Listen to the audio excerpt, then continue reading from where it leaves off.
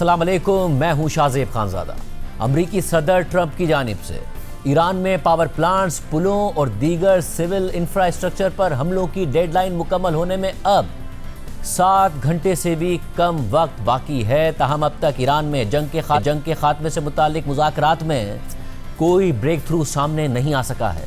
अब से चंद घंटे पहले सदर ट्रंप ने ईरान की पूरी तहजीब को तबाह करने की धमकी दी थी, जिसके बाद अमरीकी अखबार न्यूयॉर्क टाइम्स ने 3 सीनियर ईरानी ओहदेदारों का हवाला देते हुए रिपोर्ट किया है कि ईरान ने अमरीका के साथ मुज़ाकरात रोक दिए हैं और ईरानी हुकाम ने पाकिस्तान को भी आगाह कर दिया है कि वो अब जंगबंदी की बातचीत में मजीद हिस्सा नहीं लेंगे। इस सारी सूरत हाल में सदर ट्रंप मुसलसल धमकियां दे रहे हैं और ईरान को पत्थर के ज़माने में भेजने की धमकी देने और फिर इंतहाई नामुनासिब ज़बान इस्तेमाल करने के बाद कल रात को सदर ट्रंप ने कहा कि पूरे ईरान को एक रात में ख़त्म किया जा सकता है और वो रात शायद कल की रात होगी। ट्रंप ने इस दौरान मजीद कहा कि अमेरिका के पास एक ऐसा मंसूबा है जिसके तहत मंगल की डेडलाइन ख़त्म होने के सिर्फ 4 घंटों के अंदर ईरान में तकरीबन हर ब्रिज को तबाह कर दिया जाएगा।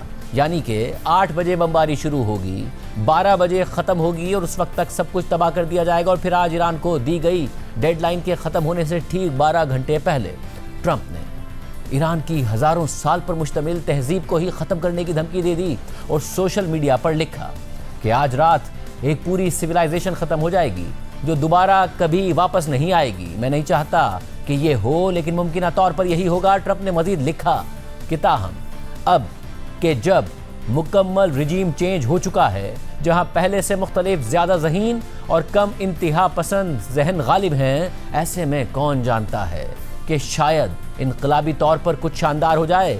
हमें आज रात ये पता चल जाएगा और ये दुनिया की तवील और पेचीदा तारीख के सबसे अहम लम्हात में से एक है और आखिरकार 47 साल से जारी एक्सटॉर्शन, करप्शन और मौत का खात्मा हो जाएगा। God bless the great people of Iran. यानी ट्रंप ईरानी अवाम को उनकी पूरी तहजीब मिटाने की धमकी भी दे रहे हैं और फिर साथ ही दुआ भी दे रहे हैं। मतलब कमाल ही कर रहे हैं।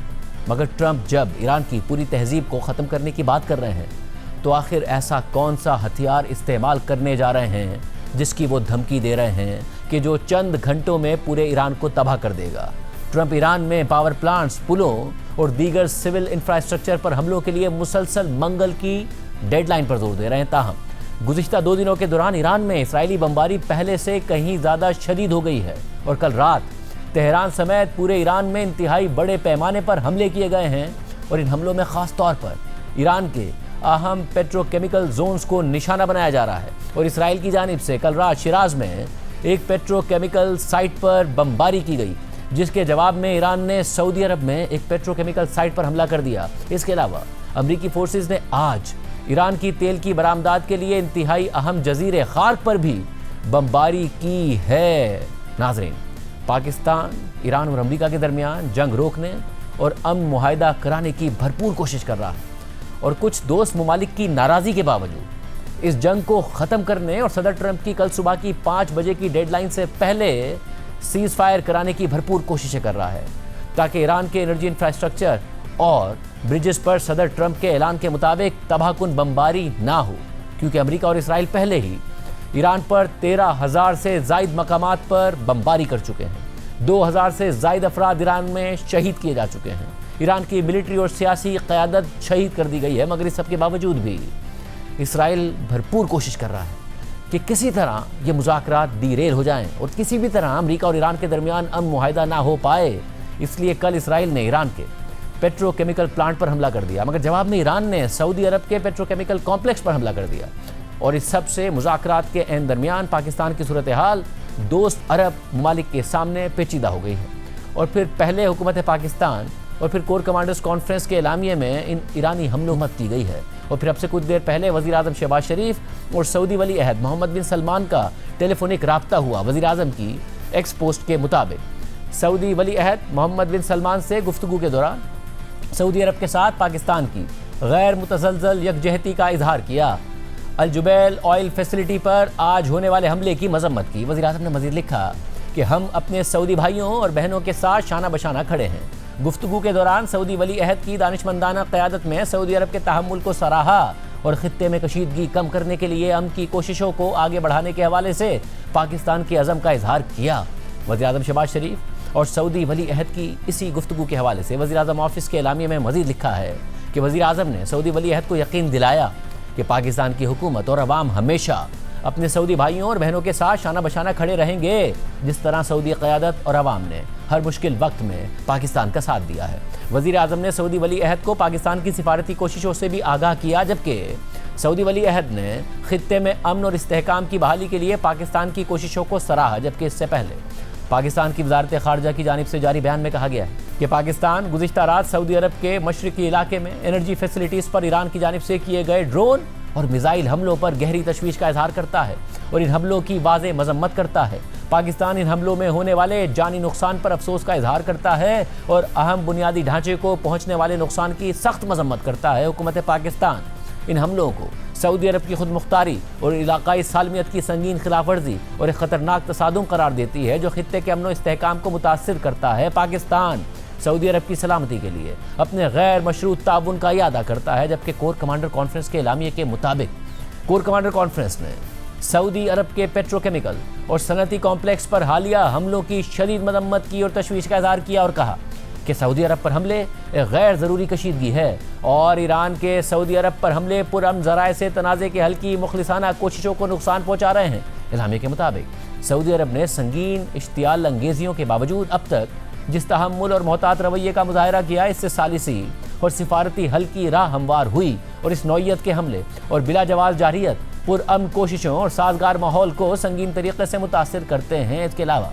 हुकूमती ज़राए के मुताबिक पाकिस्तान अब भी ये ख्वाहिश रखता है और कोशिश कर रहा है कि किसी तरह ये जंग मज़ीद आगे बढ़ने से रुक जाए, किसी तरह अमेरिका और ईरान के दरमियान अमन मुआहदा हो जाए और ईरान और यह खित्ता मज़ीद तबाही से बच जाए। मगर इस वक्त खुद पाकिस्तान के दोस्त ममालिक से अपने ताल्लुकात स्टेक पर लगे हुए हैं और इतलात के मुताबिक आज भी पाकिस्तान ने ईरानी क़यादत से इस हवाले से राब्ता किया है। दूसरी तरफ अमेरिका के अंदर इसराइली लॉबी बहुत मजबूत है। सदर ट्रंप खुद इसराइली वज़ीर-ए-आज़म नेतन्याहू के करीब भी हैं और बराह रास्त राब्ते में भी हैं और ये बात सब पर आया है कि अमेरिका में इसराइली लॉबी और इसराइली वज़ीर-ए-आज़म नेतन्याहू मुसलसल कोशिशें कर रहे हैं कि अमेरिका और ईरान के दरमियान किसी भी तरह सीज़ फायर ना हो पाए। और अमेरिकी मीडिया ने यह भी रिपोर्ट किया है कि नेतन्याहू ने सदर ट्रंप को फ़ोन किया है और कहा है कि ईरान के साथ मुआहदा ना करें, यानी अपनी धमकी पर अमल करते हुए ईरान में तबाही फैलाएं। मगर इस सब के बावजूद पाकिस्तान ने एक बार फिर भरपूर कोशिश की और ईरान जंग रुकवाने की इस कोशिश की पाकिस्तान ने कीमत भी अदा की। मुत्तहिदा अरब अमारात ने इन मुआशी हालात में पाकिस्तान से अपना $3.5 अरब का कर्जा वापस करने का कह दिया।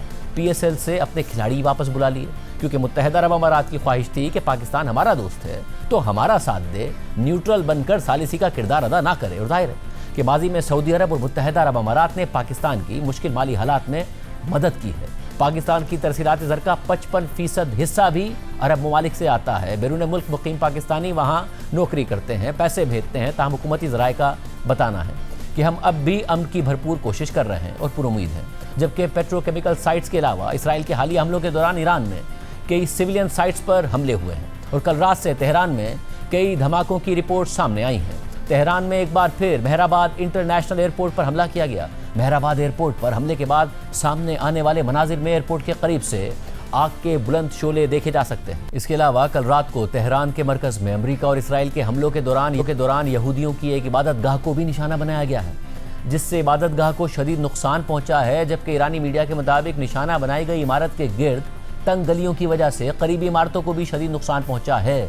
ईरानी मीडिया ने यहूदी इबादत गाह पर हमले के बाद तबाही के मनाजिर की एक वीडियो जारी की है, जिसमें तबाहशुदा इमारत के मलबे में रेस्क्यू एहलकारों की सरगर्मियां और हमले में मजहबी किताबों को पहुंचने वाले नुकसान को देखा जा सकता है। वाज़ेह रहे कि ईरान में तकरीबन 20,000 यहूदी रहते हैं और ईरानी पार्लियामेंट में यहूदी नुमाइंदों के लिए एक नशिस्त भी मखसूस है। और कल अमेरिका और इसराइल की ईरान पर बमबारी में यहूदियों की इबादत गाह को भी निशाना बना दिया गया है। इसके अलावा तेहरान सूबे के मगरबी इलाके शहरियार में इसराइली फोर्सेज ने एक रिहायशी मोहल्ले पर बमबारी की है, जिसमें कम से कम 9 अफराद शहीद हो गए हैं और 15 से ज़ायद अफराद ज़ख्मी हैं। जबकि इसराइल ने ईरान में रेलवे ब्रिजेस को भी निशाना बनाने की धमकी दे दी है। इसराइली फौज ने एक बयान जारी करते हुए ईरान के शहरियों को खबरदार किया है कि वो अपनी हिफाजत के लिए ईरान के मकामी वक्त के मुताबिक रात 9 बजे तक ट्रेनों का इस्तेमाल ना करें। उसी तनाजुर में ईरानी मीडिया के मुताबिक सूबा मशहद के गवर्नर ने शहर के मरकजी रेलवे स्टेशन से रवाना होने वाली तमाम रेल सर्विसेज को फौरी तौर पर मुअत्तल कर दिया। और ईरान के शहर काशान में एक रेलवे ब्रिज पर बमबारी हुई है जिसमें कम से कम 2 अफराद शहीद हो गए हैं। इसी तरह ईरान के सूबे अल बुर्ज में अमेरिका और इसराइल के हमलों के दौरान कम से कम 18 अफराद शहीद हो गए हैं, जिनमें 2 बच्चे भी शामिल हैं, जबकि 20 से ज़ायद अफराद जख्मी भी हो गए हैं। इसके अलावा आज अमेरिका ने ईरान के जजीरे खार्ग में बड़े पैमाने पर बमबारी की है। आज हंगरी में जब अमेरिका के नायब सदर जेडी वेंस से इस हवाले से सवाल हुआ तो उन्होंने कहा कि अमेरिका की जानिब से खार्ग में कुछ मिलिट्री तनसीबात पर हमलों का मंसूबा मौजूद था, शायद ये हमले भी उसी मंसूबे के तहत हुए हैं।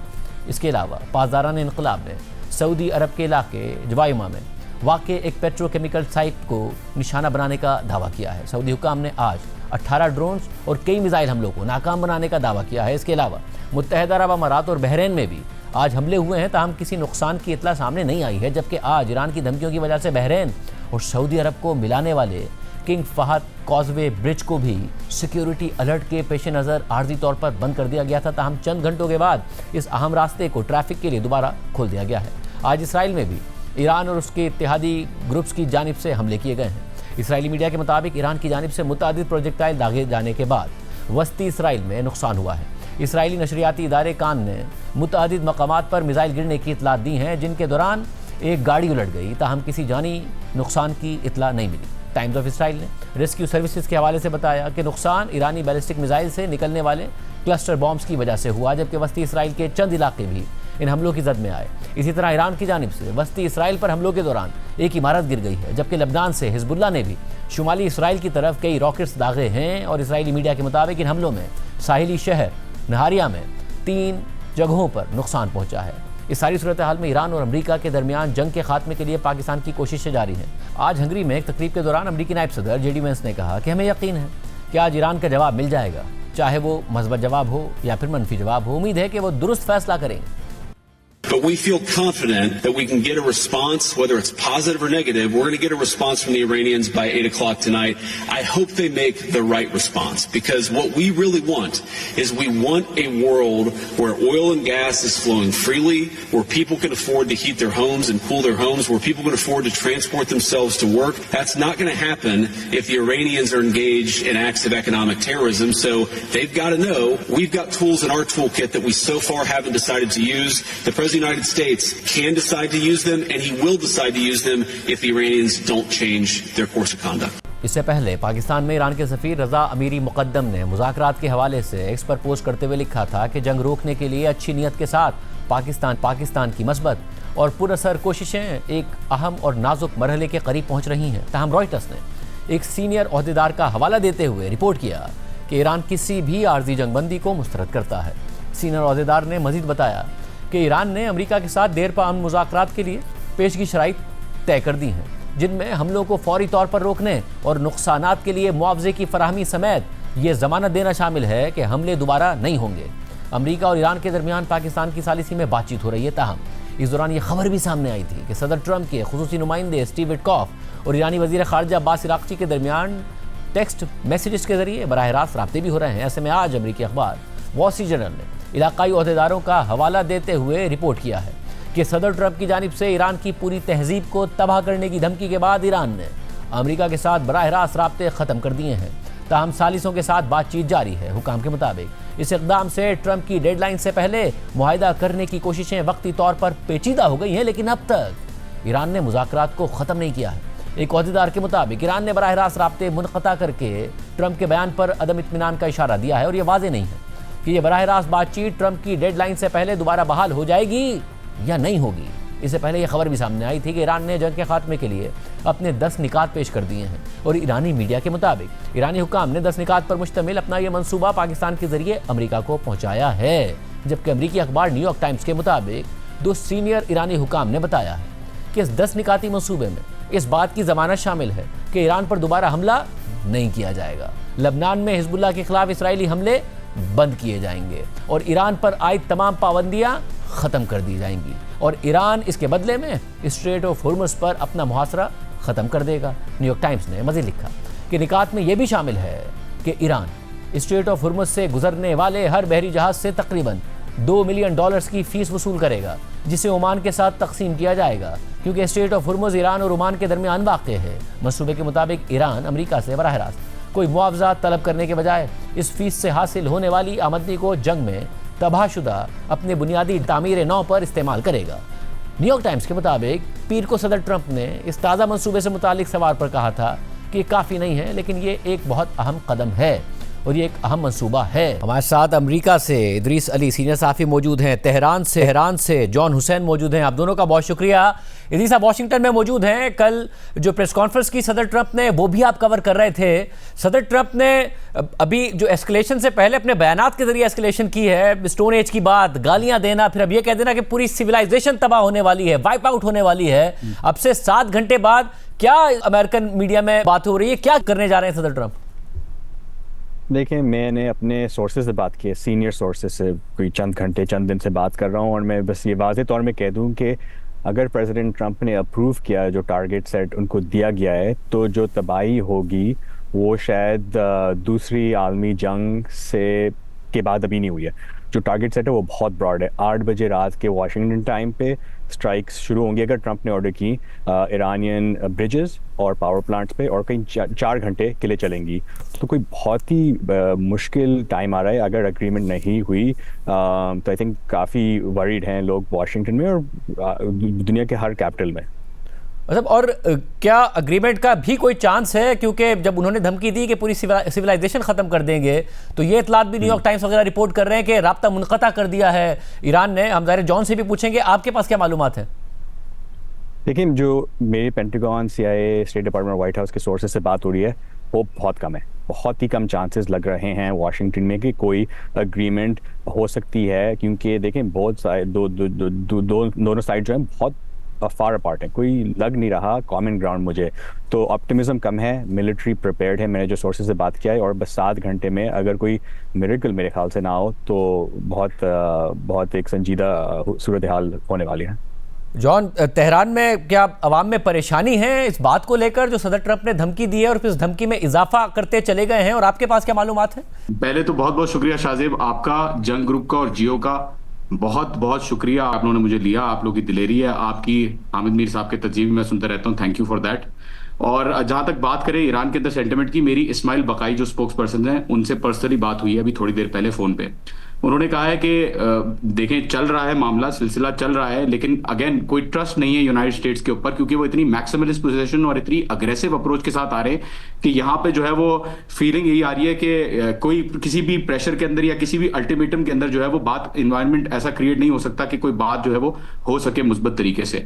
और कहा यही जा रहा है कि यहाँ पे मुझे जो लग रहा है बातों से वो यही लग रहा है कि यहाँ पे चांसेस कम है। बहरहाल सिलसिला जो है वो देखते हैं किस तरह मुड़ता है, लेकिन डिमांड जो है नहीं होगी, इक्वल बेसिस पे बात हो रही है। अगर हो रही है तो परमानेंट सोल्यूशन की तरफ अगर कोई चीज होगी तो ही अग्रीमेंट होगा, वरना अग्रीमेंट नहीं होगा। और जॉन, क्या ये जो इतलात आ रही है कि बातचीत खत्म हो गई, आपकी जो बात हुई बकाई साहब से, वो कह रहे हैं कि अभी भी बातचीत जारी है? यस, बकाई साहब ने मुझे कहा कि एफर्ट्स जारी हैं। बातचीत तो उन्होंने टर्म यूज नहीं किया, जाहिर है he is a spokes person for the foreign ministry, तो उन्होंने कहा कि एफर्ट्स जो है वो जारी है, तो देखते हैं। लेकिन बहरहाल वहां से बहुत ज्यादा मैक्सिमलिस्ट पोजीशंस आ रही हैं, और डिमांड्स या अल्टीमेटम्स के ऊपर और थ्रेट्स के ऊपर जो ईरान को कोर्स नहीं किया जा सकता, अपने टर्म्स पे ईरान बात कर रहा है, और देखते हैं कि किस तरीके से इसको आगे लेके जाया जा सकता है। ट्रस्ट बहरहाल बहुत कम है। तो जॉन, ये भी बताइए ना कि जब वो कह रहे हैं कि स्टोन एज में सिविलाइजेशन का सफाया 4 घंटे लगेंगे, 8 बजे शुरू करूंगा, 12 बजे खत्म, और ऐसी तबाही कभी नहीं देखी गई होगी, तो ईरान में सेंटिमेंट क्या है इस वक्त? तेहरान में सेंटिमेंट क्या है? देखें, दूसरे ऑफिशियल से भी मेरी बात हुई है, और वो भी यही कह रहे हैं कि ये जो स्टोन एज की धमकी और जो सिविलाइजेशन से हटाने की खत्म करने की बात है, इट इज क्लियरली पहले से वो अग्री कर रहे हैं कि वो वॉर क्राइम कमिट करेंगे, और एक पूरा जेनोसाइड का जो प्लान है उन्होंने सामने रखा है। तो इस चीज को बहुत बुरी तरीके से देखा जा रहा है ऑफिशियल लेवल पे। और अवामी लेवल पे तो शाहजेब, मैं अगर आपको बताऊं, अभी जो पुलों पे अटैक्स हुए, Qom communication bridge, Zanjan bridge, यायाबाद bridge, Tabriz bridge, Mianeh bridge, Kashan के अंदर ब्रिज, ये ब्रिजेस को जो टारगेट किया, और अब पावर प्लांट्स की तरफ लोग और ब्रिजेस की तरफ लोग चेन्स बना के, बाकायदा चेन्स बना के लोग खड़े हो गए हैं पावर प्लांट्स के ऊपर और ब्रिजेस के ऊपर कि अगर हमला करना है तो करो, हम जो है वो बहरहाल अपना सपोर्ट नहीं छोड़ेंगे। इसकी वीडियोस भी आपके पास मौसूल हो जाएंगी, मैं भेज दूंगा आपको या मीडिया के ऊपर जल्द पब्लिश हो जाएंगी। But the situation here is that 1.4 crore 14 million लोग इस वक्त रजिस्टर कर चुके हैं हुकूमत के साथ कि अगर जंग होती है अमेरिका के साथ तो वो लोग तैयार है जंग करने के लिए। ईरान जो है वो पीछे नहीं हटेगा, ये कहना है अवाम का और हुकूमत का भी, दोनों का। और इदरीस ये बताइएगा कि क्या सदर ट्रंप को क्या चाहिए था, कोई ट्रॉफी, कोई विक्ट्री जो कि उन्हें सोशल मीडिया और मीडिया पर क्लेम कर पाते, वो ईरान ने नहीं दिया? क्या वजह बनी कि जिसकी वजह से बात आगे नहीं बढ़ सकी है? हालांकि बहुत कोशिश की गई, पाकिस्तान की तरफ से भी कोशिश की गई कि सीज फायर हो जाए और बात आगे बढ़े। देखिए, दो चीज़ है। एक तो अगर ब्रॉड व्यू देखा जाए, वो चाह रहे हैं कि ईरान बेसिकली अपने नीज पे चला जाए और उनसे भीख मांगे, क्योंकि ये प्रेसिडेंट ट्रंप की रह चुकी है। वेनेजुएला पे देखें या किसी भी कॉम पे देखें, उनका ये होप है कि उनको डोमिनेट करे और जो दूसरी कंट्री इस एग्जांपल में ईरान, वो बिल्कुल ही एम्बैरस हो जाए और ट्रंप को प्रेस करें। वो तो नहीं होने वाला। ये दूसरी एक और चीज़ है जो उनकी खुद ही उन्होंने प्रॉब्लम क्रिएट की है, वो ये है straight of Hormuz. Straight of Hormuz खुला हुआ था अमरीकी जंग से पहले और ईरान ने फिर थोड़ा सा बंद किया है, रिस्ट्रिक्ट किया है। तो अब वो चाह रहे हैं कि खोलें। ऑब्वियसली अगर ये जंग शुरू नहीं होती, ये प्रॉब्लम नहीं होती, तो अब वो एक प्रॉब्लम सॉल्व करने की कोशिश कर रहे हैं जो उन्होंने खुद ही मेरे ख्याल से शुरू किया है। तो आई थिंक ये चाह रहे हैं कि किसी ना किसी तरह से ईरान एग्री करे कि स्ट्रेट ऑफ हॉर्मूज खुल जाए और ये ही फिर ये सिचुएशन है कि बेसिकली वही जो होगा जो पहले जंग से पहले था, कि ईरान की रजीम इन पावर रहेगी, उनके पास मिसाइल्स फिर भी हैं, न्यूक्लियर यूरेनियम फिर भी होगा। तो मेरे ख्याल से प्रोग्रेस बहुत कम है इस जंग में यूएस के लिए। और इदरीस ये भी बताएगा कि वहाँ, क्योंकि सदर ट्रंप हर रोज़ एक नया बयान देते हैं, कभी कहते हैं हमें तो स्ट्रेट ऑफ हॉर्मूज की ज़रूरत नहीं है, जिनका वहाँ से तेल आता है, गैस आता है, वो खुद खुलवा लें, अमेरिका तो खुद नेट एक्सपोर्टर है, जिसको हमसे चाहिए हमसे ले ले। फिर अगले दिन वो गाली देकर कहते हैं कि इसको फौरी तौर पर खोलो। फिर तो वो बार बार बयानात बदलते हैं, कभी डायलॉग की बात करते हैं, कभी कहते हैं ईरान मेरी मिन्नतें कर रहा है, कभी कहते हैं बात कर लो, डील कर लो, वरना मैं तबाह कर दूंगा। कोई मेथड है या फ्रस्ट्रेशन है जो बातें करते हैं, कोई स्ट्रैटेजी है, किस तरीके से देखा जा रहा है वहाँ? देखिए, मैं सहाफ़ी के तौर पे और जो मेरे सहाफ़ी कॉलीग्स हैं डीसी में, अब हमारी एक स्ट्रैटेजी है कि प्रेसिडेंट ट्रंप की बातें इतना नहीं ध्यान दें, वो जो मूव्स कर रहे हैं उन पे ज़्यादा ध्यान दें। तो आप देख रहे हैं उनकी मिलिट्री मूव जो है ना, वो इन लाइन एस्केलेशन के तौर पे हैं। मरीन्स भेज चुके हैं, 82nd एयरबोर्न के जो एलीट ट्रूप्स होते हैं यूएस के, वो भी भेज चुके हैं। तो हम लोग बातों पे अगर फोकस करें तो बहुत डिस्ट्रैक्टिंग हो जाता है, सेंस ही नहीं बन सकता किसी चीज़ का। तो हम लोग ये स्ट्रैटेजी यूज़ कर रहे हैं कि उनकी मूवमेंट्स है कि मिलिट्री मूवमेंट्स, और जो मूवमेंट्स चल रही हैं वो एस्केलेशन की तरफ पॉइंट कर रही हैं। और जॉन, इस वक्त ज़ाहिर सदर ट्रंप की शुरू में उम्मीद थी कि जैसे ही हमला होगा लोग सड़कों पर आएंगे, रजीम को गिरा देंगे। वो नहीं कामयाब हुआ, लोग सड़कों पर आए तो प्रोटेस्ट करते हुए नज़र आए, ईरान की जंग के खिलाफ प्रोटेस्ट करते नज़र आए जो अमेरिका और इसराइल की तरफ से हुई है। अब जबकि मज़ीद एस्केलेशन की बात हो रही है तो लोग चाहते हैं किसी भी तरीके से कि डायलॉग कामयाब हो जाए, बजाय इसके कि मामला उस तरफ जाए, क्योंकि ये नुकसान तो अब रजीम से ज़्यादा ईरान के अवाम का होगा जो तबाही वो करने जा रहे हैं सदर ट्रंप, या जिसका दावा कर रहे हैं।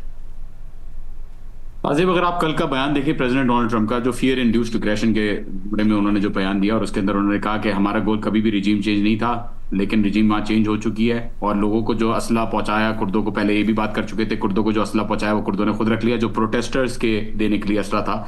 और लोग जो है वो मारे जा रहे थे जनवरी फरवरी के अंदर जब प्रोटेस्ट हो रहे थे, और अभी भी लोग मारे जा रहे हैं। तो कॉन्ट्रडिक्शन एक है कि अगर तब मारे जा रहे थे गोलियों के अंदर, तो अभी भी अगर गोलियों के अंदर मारे जा रहे हैं तो बाहर क्यों नहीं आ रहे, जबकि आज जो IRGC और सिक्योरिटी इदारे वो कमजोर हैं। तो आई थिंक उन्होंने खुद भी एक चीज दिखा दी कि रिजीम चेंज यहाँ पे नहीं हो सकता। और न्यूक्लियर इशू के ऊपर भी उन्होंने कहा कि न्यूक्लियर तब हम तबाह कर चुके थे, फिर दोबारा बोला कि हम न्यूक्लियर नहीं लेने देंगे ईरान को। तो उनका कोई क्लियर प्लान नजर नहीं आ रहा, और ईरानियों को भी इस वजह से जो सिग्नल्स मिल रहे हैं वो यही मिल रहे हैं कि कोई क्लियर गोल नहीं है यूनाइटेड स्टेट्स के पास कि वो इधर आके क्या कर रहे हैं। और इसी फ्रस्ट्रेशन में आई बिलीव ये जो लोग हैं ईरान के, वो इस बात को समझ रहे हैं कि ट्रंप और जो इजराइल है वो दोनों मिलके ईरान को एज अ सिविलाइजेशन खत्म करना चाहते हैं और एक सजा इंपोज करना चाहते हैं, कलेक्टिव पनिशमेंट इंपोज करना चाहते हैं अवाम के ऊपर, for standing up for their system, for the revolution and for what ever is going on. तो यहां पे तासुर ये मिलता है कि अब जो हमले हो रहे हैं और अब जो बातें हो रही हैं स्टोरेज में भेजने की, वो ईरानी अवाम को पनिश करने के लिए जो है वो की जा रही है, ताकि कोई भी अवाम जो है वो अपनी गवर्नमेंट को अगर सपोर्ट कर रही है अमेरिका के खिलाफ तो ऐसा ना करे।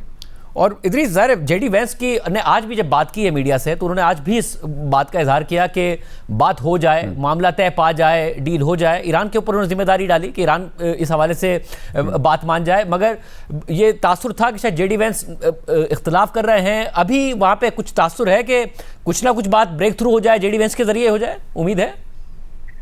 देखें, अभी जेडी वैंस बुडापेस्ट में, तो वो एक्चुअली पाकिस्तान से अगर कोई बातचीत के मौका मिले वो ज़्यादा दूर नहीं है। तो जो सोर्सेज से हमें इधर बात हुई है वो होप यही है कि कई मतलब 7 घंटे के अंदर, 5 घंटे के अंदर किसी ना किसी तरह से एक पॉइंट पे आ जाए कि जेडी वैंस बुडापेस्ट जल्द से जल्द जा सकें और किसी ना किसी तरह से बात कर सकें। देखिए, एडमिनिस्ट्रेशन में भी डिविजन्स हैं। अगर आप देखें, प्रेसिडेंट ट्रंप, लिंडजी ग्रैम, पीट हेग्सेथ, ये एक साइड पे जो जंग चाह रहे हैं और एक साइड पे जेडी वैंस हैं, सूजी वाइल्स जो ट्रंप की चीफ ऑफ स्टाफ है। तो अभी इंटरनल डायनामिक काफ़ी चल रहा है। जाहिर है जब मिलिट्री एग्रेशन चल रहा होता है, मिलिट्री स्ट्राइक चल रही होती है, तो एक मोमेंटम होता है, तो वो मोमेंटम रोकना बहुत मुश्किल होता है, चाहे ही वाइस प्रेसिडेंट चाह रहा हो कि ख़त्म हो। तो देखें, मैंने ये कहा मिरेकल लगेगा अगर किसी ना किसी तरह से ये टॉक्स 7 घंटे में कुछ अचीव कर सकें।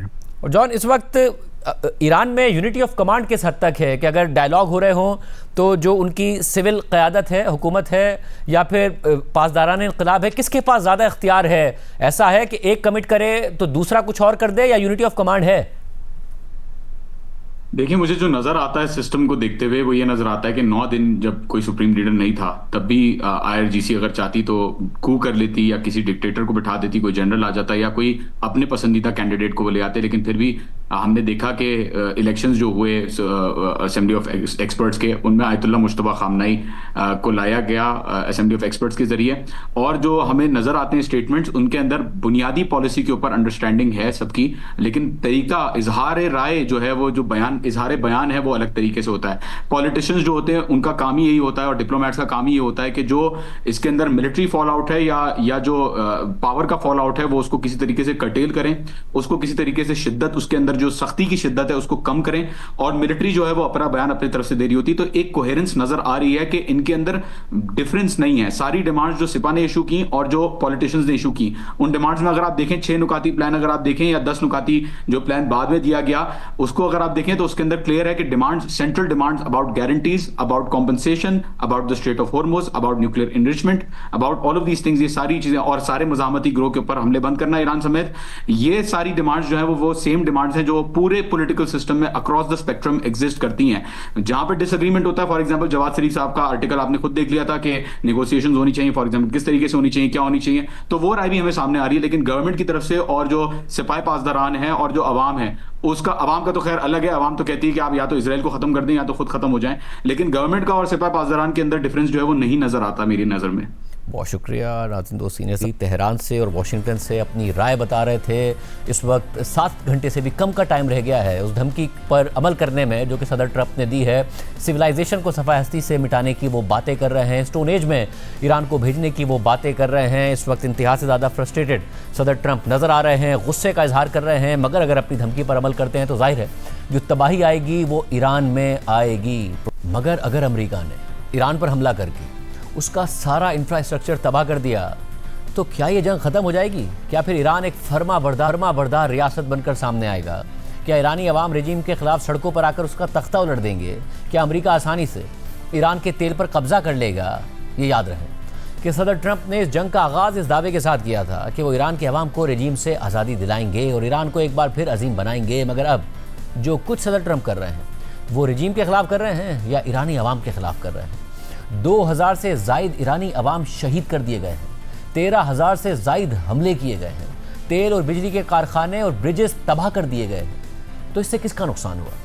सिर्फ रजीम का या अवाम का? और क्या इस तबाही के बाद ईरानी अवाम रजीम के ख़िलाफ़ सड़कों पर आए कि अब मज़ीद तबाही के बाद वो रजीम के ख़िलाफ़ निकल आएंगे? क्या अमरीका और इसराइल ने अपने फ़ौजी ईरान में मैदान में उतारे तो ईरानी अवाम रजीम के ख़िलाफ़ इन फ़ौजियों का साथ देंगे?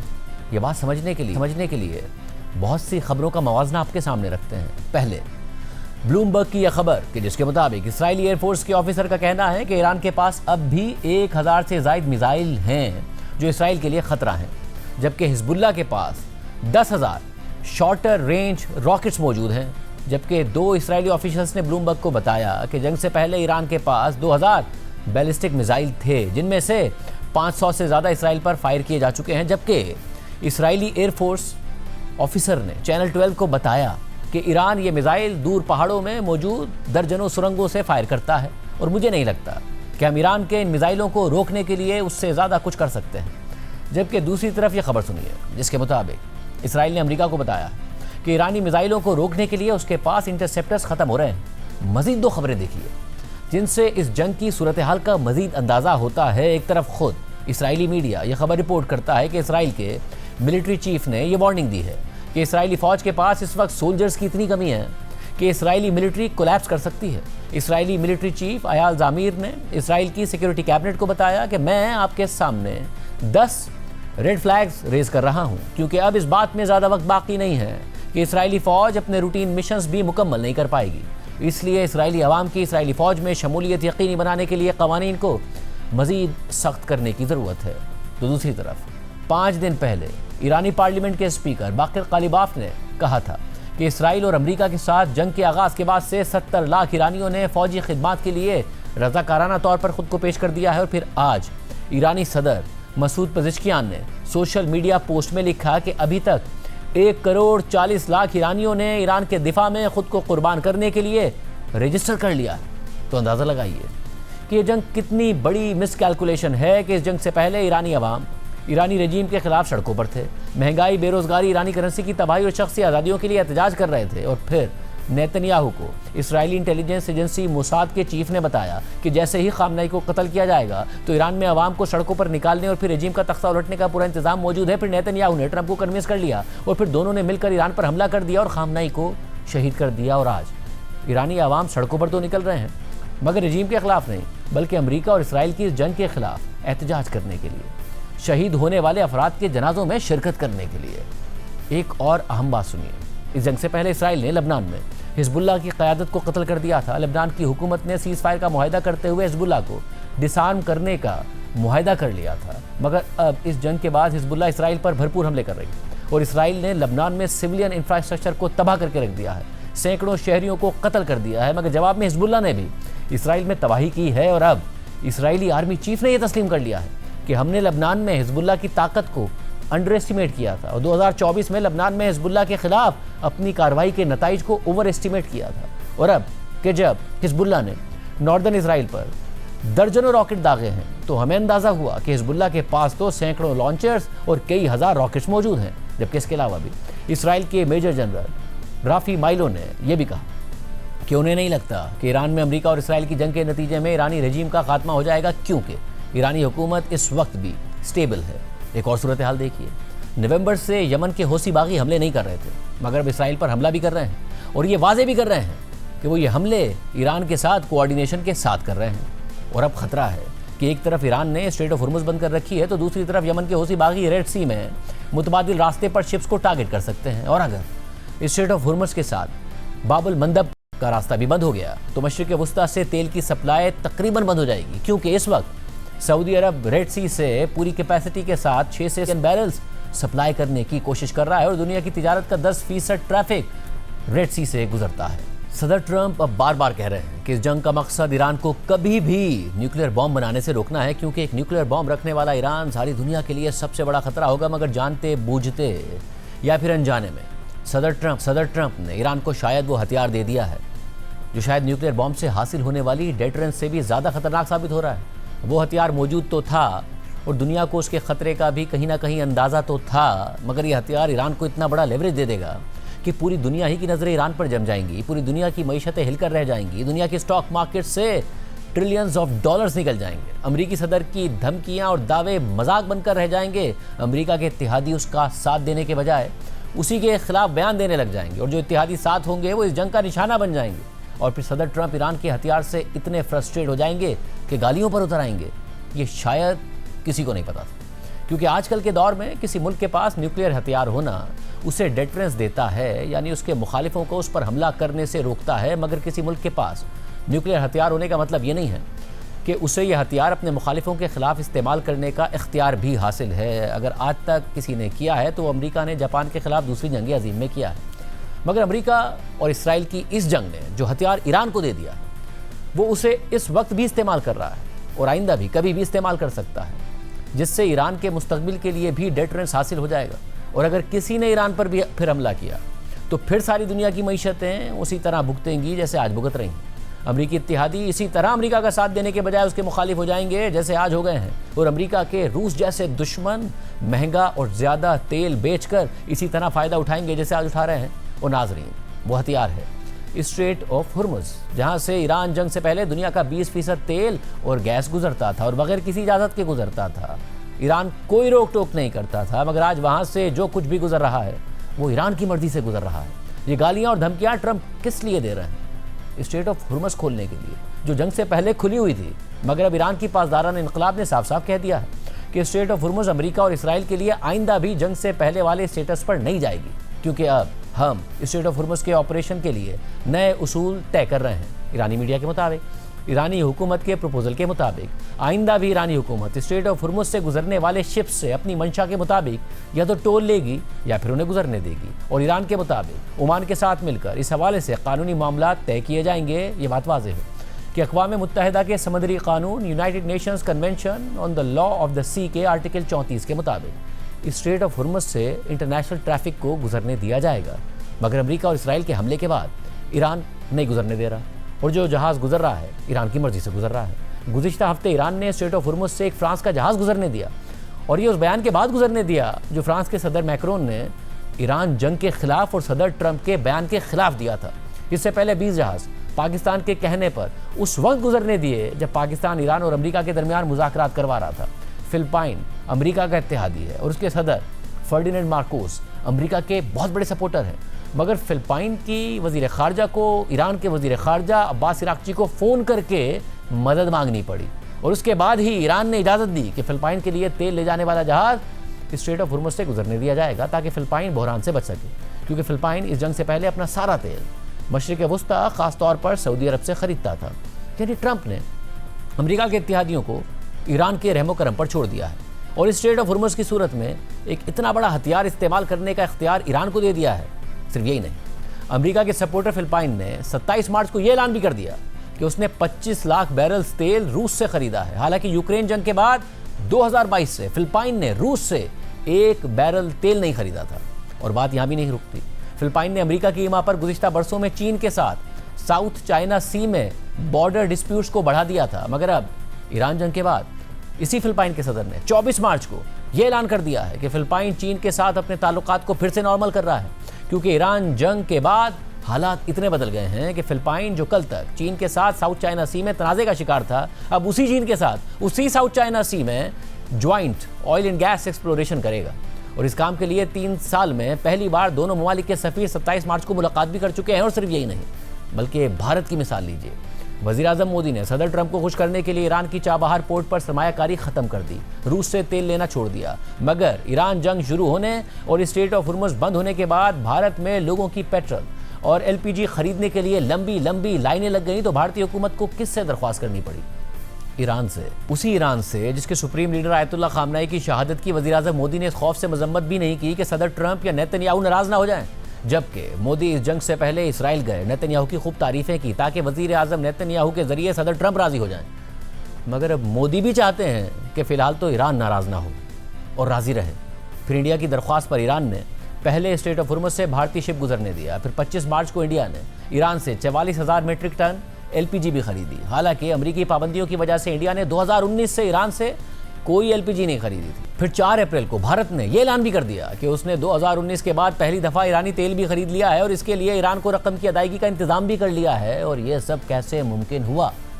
यह ऐसे मुमकिन हुआ कि अमेरिका और इसराइल की जंग के बाद जब ईरान ने स्ट्रेट ऑफ हुर्मुज़ को बंद किया और पूरी दुनिया में तेल और गैस का बहरान पैदा हुआ, तो अमेरिका ने आर्जी तौर पर पहले रूस और फिर ईरान से तेल और गैस बेचने की पाबंदियां हटा ली ताकि दुनिया में तेल और गैस का बहरान ख़त्म हो सके। वही बहरान जो अमेरिका और इसराइल के ईरान पर हमलों से पहले वजूद ही नहीं रखता था।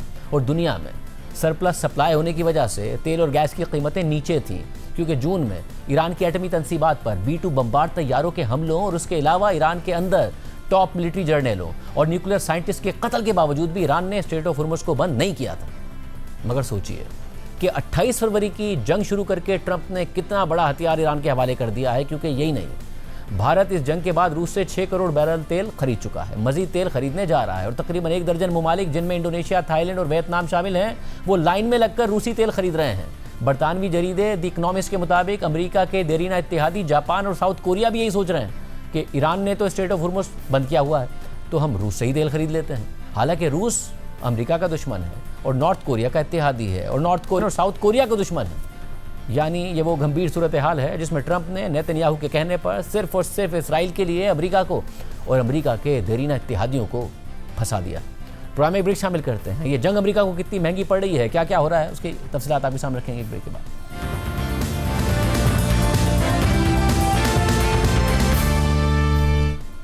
अमेरिका को ईरान जंग में बहुत ज़्यादा माली नुकसान और फौजी सामान की तबाही का सामना है। एक हालिया तज्ज़िये के मुताबिक डोनाल्ड ट्रंप की ईरान के खिलाफ जंग अमेरिका को रोज़ाना सैकड़ों मिलियन डॉलर्स का नुकसान पहुंचा रही है और इसका तकरीबन 10वां हिस्सा लड़ाई में तबाह होने वाले फौजी साजो सामान की लागत पर मुश्तमिल है। फाइनेंशियल टाइम्स की रिपोर्ट के मुताबिक दिफाई माहिरीन कहते हैं कि ईरान की तरफ से महंगे अमरीकी रडार सिस्टम्स की तबाही ने वाशिंगटन को मुस्तकबिल के दूसरे मुहाज़ों मसलन चीन के साथ मुमकिना तनाज़ात में ज़्यादा कमज़ोर बना दिया है। 28 फरवरी के बाद से अमरीकी अड्डों पर हमलों में 13 अमरीकी फ़ौजी हलाक हो चुके हैं, जबकि 300 से ज़ायद अमरीकी फ़ौजी ज़ख्मी हुए हैं।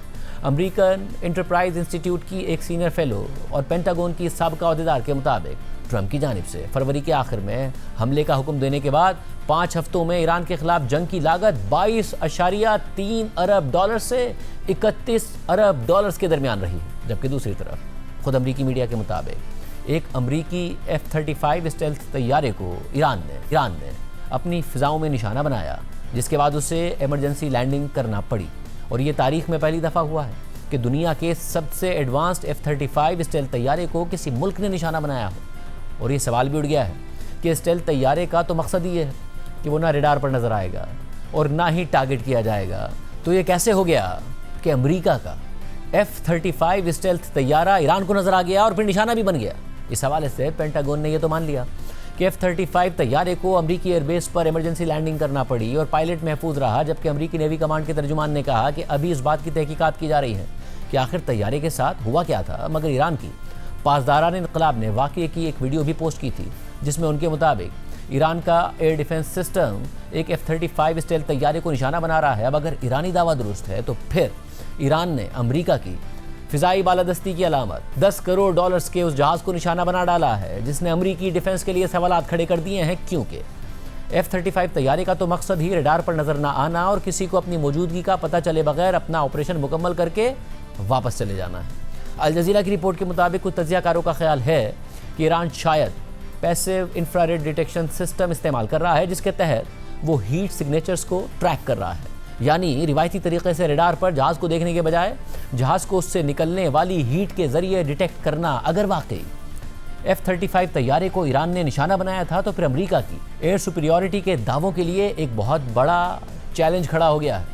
जबकि फाइनेंशियल टाइम्स की रिपोर्ट के मुताबिक जंग में मुतासिर होने वाले बाज़ ख़राब आलात की तो चंद दिनों में मरम्मत हो सकती है, जबकि कुछ तबाहशुदा सिस्टम्स को एक एक करके तब्दील करने में सालों लग सकते हैं। ये जंग मरम्मत और देखभाल के लिए ज़रूरी अहम आलात और पुर्जों की कमी को मज़ीद बढ़ा सकती है। रिपोर्ट के मुताबिक इन आदाद शुमार में 2.1 अरब डॉलर से 3.6 अरब डॉलर तक के जंगी नुकसानात और आलात की तब्दीली की लागत शामिल है। इसमें लॉन्ड्री रूम में आग लगने के बाद देखभाल के लिए वापस बुलाए जाने वाले तैयारा बरदार बहरी जहाज़ यानी aircraft carrier USS Gerald R Ford की मरम्मत की लागत भी शामिल है और कतर में ड्रोन हमले से मुतासिर होने वाले बैलिस्टिक मिसाइल वार्निंग सिस्टम की मरम्मत की लागत भी शामिल है। फाइनेंशियल टाइम्स के मुताबिक ऐसा लगता है कि ईरान ने मशरिक़ वस्ता में अमरीकी बेसिस पर मौजूद रडार और मवासलाती सिस्टम्स को निशाना बनाने को तरजीह दी, साथ ही उन रीफ्यूलिंग तैयारों को भी निशाना बनाया जो अमरीकी लड़ाका तैयारों को तवील फासले तक हमले करने के काबिल बनाते हैं। ईरान की जानिब से निशाना बनाए गए नायाब और जदीद साजो सामान की बढ़ती हुई फहरिस्त ने तज्ज़ियाकारों और साबिक हुक्काम को अमरीकी वसाइल के हद से ज़्यादा और मुसलसल इस्तेमाल पर तशवीश में मुब्तला कर दिया है। और ये सवाल उठाया जा रहा है कि ये वसाइल कहीं और इस्तेमाल हो सकते थे, इस जंग में इस्तेमाल करके ज़ाया कर दिए गए। रिपोर्ट में मजीद लिखा है कि पेंटागन ईरान में अपनी कार्रवाइयों के अखराजात पूरे करने के लिए कांग्रेस से अब इजाफी 200 अरब डॉलर्स मांग रहा है। Strategic and international studies centre के एक सीनियर एडवाइज़र के मुताबिक इस जंग पर अमेरिका रोज़ाना तकरीबन आधा अरब डॉलर्स खर्च कर रहा है। इसकी तफसीलात अभी बहुत महदूद हैं और असल लागत कहीं ज़्यादा हो सकती है, क्योंकि ये देखा जाएगा कि हमले का निशाना बनने वाली तंसीबात में क्या साजो सामान मौजूद था। उन्होंने मजीद कहा कि बोइंग E3 सेंट्री, जो एक फ़िज़ाई वार्निंग एंड कंट्रोल सिस्टम है और फ़िज़ा में कमांड पोस्ट का काम करता है, उसे तब्दील करने पर $700 मिलियन से ज़्यादा लागत आ सकती है। ये तैयारा रियाज के करीब प्रिंस सुल्तान एयरबेस पर एक हमले में तबाह हो गया था। स्ट्रेटेजिक एंड इंटरनेशनल स्टडीज़ के तखमीने के मुताबिक लड़ाई के पहले 6 दिनों में अमेरिका को कम से कम $1.4 अरब का जंगी और इंफ्रास्ट्रक्चर का नुकसान हुआ। फाइनेंशियल टाइम्स के मुताबिक एक अमरीकी दिफाई एहलकार ने ऑपरेशनल सिक्योरिटी वजूहात की बिना पर पेंटागन के जंगी नुकसान की तखमीनों पर तबसरा करने से इनकार कर दिया। तजियाकारों के मुताबिक E3 के साथ साथ उर्दन और कतर में 2 रेडार सिस्टम्स भी मुतासिर होने वाले सबसे अहम असासों में शामिल हैं। उनमें ANTP-Y2 रेडार शामिल है, जो अमरीकी मिसाइल दिफाई निज़ाम थाड के लिए निहायत अहम है और इतलात के मुताबिक उसे उर्दन के एक अमरीकी बेस पर इब्तिदाई मरहले में ही तबाह कर दिया गया। सऊदी अरब में एक और इसी नौयत का रेडार भी निशाना बनाया गया, लेकिन नुकसान की शिद्दत वाज़ेह नहीं है। हर ANTP-Y2 रेडार को तब्दील करने की लागत तकरीबन $485 मिलियन है और उसे बनाने में ही तकरीबन 3 साल लगते हैं। एक अमरीकी दिफाई कंपनी ने गुज़िश्ता साल ऐसा 13वां सिस्टम फराहम कर दिया था और इस वक्त स्टॉक में कोई इजाफी यूनिट मौजूद नहीं है, जिसका मतलब है कि ज़रूरत को पूरा करने के लिए दीगर इलाकों में फौजी तैनातियों में तब्दीली करना पड़ेगी। Strategic and international studies centre के मिसाइल डिफेंस मंसूबे के डायरेक्टर के मुताबिक ये एक निहायत नायाब और इंतहाई अहम सलाहियत वाला रेडार है। ये सिस्टम्स ना सिर्फ ईरान के बैलिस्टिक मिसाइल हमलों का मुकाबला करने के लिए ज़रूरी थे, बल्कि दुनिया भर में अमरीकी दिफाई हिकमत अमली के लिए भी अहम थे। उन्होंने कहा कि उनकी मरम्मत या तब्दीली अवलीन तरजीह होगी, क्योंकि इनका कोई आसान मुतबादिल नहीं है। ये खदशा भी है कि मुसलसल नुकसान चीन को ताइवान के खिलाफ फौजी कार्रवाई के लिए उकसा सकता है, क्योंकि अमरीका ऐसे वसाइल मुसलसल खर्च करने का मुतहम्मिल नहीं हो सकता। रिपोर्ट के मुताबिक एक साबिक अमरीकी फौजी ओहदेदार ने कहा कि अमरीकी असासों को पहुँचने वाला ज़्यादातर नुकसान खुद अपनी गलत हिकमत अमली की वजह से पहुंचा, क्योंकि या तो उनका मुनासिब दिफा नहीं किया गया या सिस्टम्स के इस्तेमाल में गलतियां की गई। स्टिम्सन इंस्टीट्यूट के एक सीनियर फेलो के मुताबिक ईरान ने खड़े तैयारों और इमारतों को निशाना बनाने में कामयाबी हासिल की, क्योंकि बड़े और गैर मुतहर्रिक अहदाफ को निशाना बनाना आसान होता है और अब अमरीकी रेडार सिस्टम्स पर हमलों से आने वाले ईरानी मिसाइलों की फौरी शनाख्त और रोकथाम मुश्किल हो जाएगी। जेम्स मार्टिन सेंटर के एक रिसर्चर के मुताबिक इससे मिसाइल हमलों को समझने और उनका मौसर जवाब देने की एक अहम सलाहियत कम हो जाती है। इससे आने वाले ईरानी मिसाइलों और ड्रोन्स के हजम, साख्त और अहदाफ का दुरुस्त अंदाज़ा लगाना भी मुश्किल हो जाता है। ताहम अमरीकी बेसिस को पहुंचने वाला नुकसान मजमूई तौर पर तवक्कात के मुताबिक है और ईरान की सलाहियत के मुकाबले में यह निस्बतन कम है। ये इससे ज़्यादा भी हो सकता था। रिपोर्ट के मुताबिक ईरान ने 1 दर्जन से ज़्यादा MQ-9 रीपर ड्रोन्स मार गिराए, जबकि इसकी सबसे बड़ी फ़िज़ाई कामयाबी एक F-15E तैयारे को गिराना था, जो ईरान के जनूब मगरबी पहाड़ी इलाके में गिराया गया। एक A-10 वार्थॉग तैयारा जो रेस्क्यू मिशन में मदद दे रहा था, ईरानी फायर का निशाना बनने के बाद खलीज में गिरकर तबाह हो गया। अमरीकी मीडिया के मुताबिक 2 C-130 तैयारों को ज़मीन पर ही अमरीकी फोर्सेस को तबाह करना पड़ा, जबकि ईरान के फौजी कमांडर ने 2 ब्लैक हॉक हेलीकॉप्टर्स और 2 C-130 तैयारे गिराने का दावा किया। 1991 की गल्फ वॉर 5 हफ्ते जारी रही। इस दौरान 14 अमरीकी तैयारे तबाह हुए। ईरान के खिलाफ जंग के इब्तिदाई मरहले में 3 F-15E तैयारे गलती से फ्रेंडली फायर में तबाह हो गए, जबकि एक KC-135 टैंकर तैयारा भी तबाह हो गया। हर F-15E तैयारे की कीमत तकरीबन $100 मिलियन, जबकि KC-135 की कीमत तकरीबन $160 मिलियन है। रिपोर्ट में लिखा है कि जंग के तवील होने के साथ बहरी जहाज़ों और तैयारों की मरम्मत के अखराजात भी बढ़ते जाएंगे। अमेरिकन इंटरप्राइज इंस्टीट्यूट के मुताबिक जिन जहाज़ों की तयशुदा देखभाल मौखर हुई है, उनकी मरम्मत पर तकरीबन $75 मिलियन लागत आएगी। लेकिन तज्ज़ियाकारों की सबसे बड़ी तशवीश ये है कि अमेरिका ऐसे वसाइल और हथियार इस्तेमाल कर रहा है जो चीन के खिलाफ दिफा को मजबूत बनाने के लिए ज़रूरी हैं। इतलात के मुताबिक अमेरिका ने जनूबी कोरिया से मिसाइल दिफाई निज़ाम के कुछ हिस्से मशरिक़ वस्ता मुंतकिल करना शुरू कर दिए हैं। आज के बाद में इतना ही, इजाज़त दीजिए। अल्लाह हाफ़िज़।